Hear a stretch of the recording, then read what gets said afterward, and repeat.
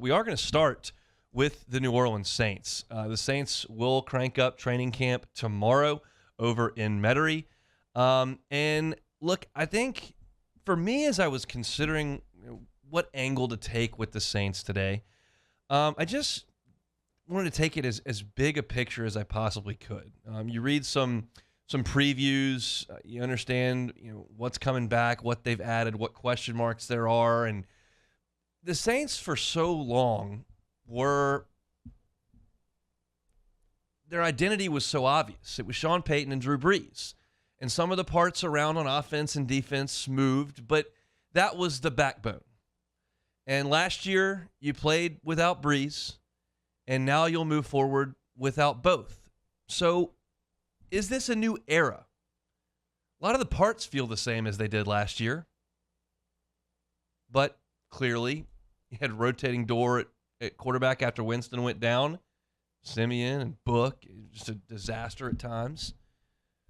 But to me, this is immediately the start of a new era with Dennis Allen and Jameis Winston. And I believe the Saints are going to commit to Jameis Winston for a pretty significant amount of time here. I don't think this is 2 years, pull the plug, go somewhere else. I think Winston's going to be the quarterback in New Orleans for 5 or 6 more years, if not more. That's a guess. Clearly, I'm not, don't have a ton of plugged-in Saints sources. That's not what you listen to me for. But this is the start now. Like, this is who you are. There's no, building up. This is not, a rookie quarterback that you're bringing in and you're going to watch him grow. Like, Jameis Winston is kind of who he is. Can he get a little bit better? Yeah. It's a different system. Bruce Arians wanted him to stretch the field, throw it down there, take chances. This is more controlled. We're not going to turn the ball over. But Jameis Winston has been in the NFL for more than half a decade now. He is a veteran quarterback. And so there is no, to me, kind of ramping up. This is the team. Go. And I'm a little, I don't know, nervous isn't the word because I'm not that invested in wins and losses for the Saints, but I'm a little skeptical of what that's going to look like. But the defense, the reason why I say that this is not a ramp up, because you're changing from Brees to Winston, the defense is not young. Tyrann Mathieu is not young. Cam Jordan is not young. Demario Davis is not young. You have some younger pieces, but you've got some cornerstones to that defense that are later in their careers. So the time is now for me with the Saints. And everybody's going to pick the Bucs to win this division, and I get that. And I was listening to guys this morning going through the quarterback tiers, and Brady's still right there. He's still 45, and he can't move. He moves in the pocket okay, but he can't run, or he's just a sitting duck for 17 games. See some guys get hurt. Look at some of the guys who were just coming off there. Roethlisberger stayed hurt. Brees was banged up his last couple of years. I'm just saying that there's a real possibility that Tom Brady could miss some time. You don't count on that, but it's a realistic talking point. It's August. And I think the Saints can absolutely compete in this division. And so the questions continue to be asked. What are the health situations of Michael Thomas and Marcus Davenport?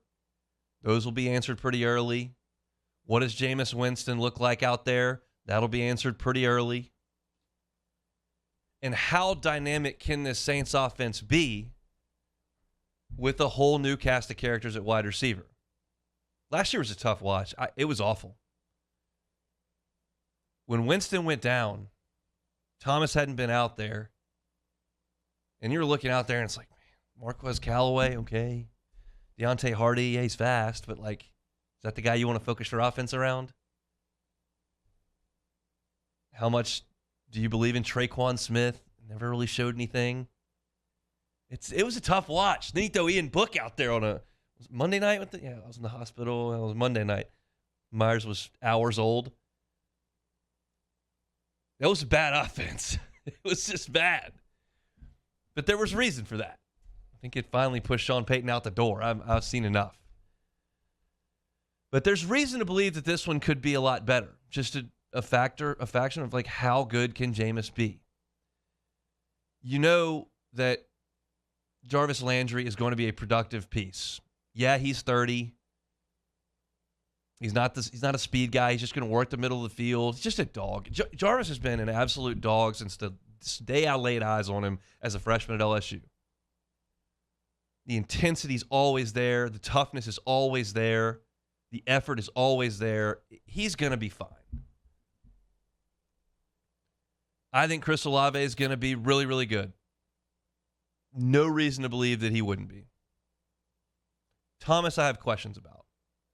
It's so easy, so much fun to sit there and go, oh, he's all-pro receiver. He's one of the best top 5 in the league. Just plug him in there. Is he?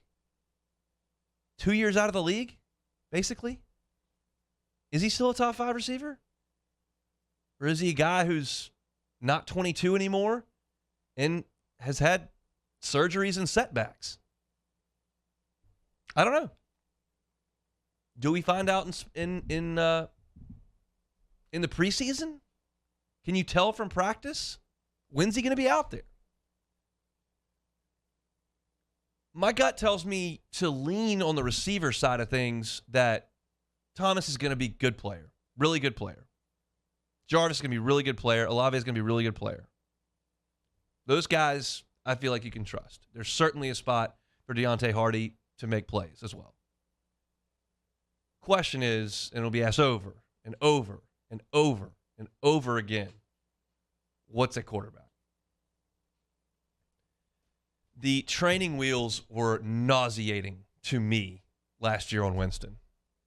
How many times have you heard me say, fewest pass attempts in the league when he was the quarterback, with a play caller who loves to open it up and be creative and lead the NFL in passing. But they had a good defense. They ran the ball pretty well. They weren't going to turn it over, and they had nothing out at wide receiver. What was the cause of the conservative play? Was it all the factors I just laid out, or was it this guy's not that good and he's going to turn it over unless I tell him to check it down and we run the ball? I'm leaning towards the positive on wide receiver. I'm leaning towards the negative on Jameis. I just don't know that Sean Payton trusted him.